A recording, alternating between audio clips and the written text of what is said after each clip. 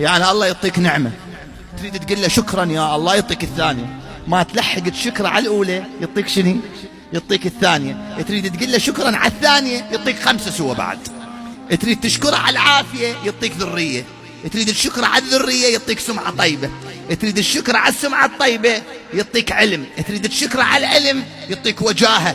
تريد تشكر على الوجاهة يرفع قدرك. ما تدري شو تسوي له، ما تدري شو تقول له. فالإمام يقول أنا مذهول شلون أشكرك، كل ما أرضك كلما قلت لك الحمد وجب علي أن أقول شنو لمثل لك الحمد. ولذلك الله عز وجل قال له يا موسى اشكرني، يا موسى اشكرني. قال له ما أعرف شلون أشكرك، هاي ما أدري، ما أعرف شو أسوي.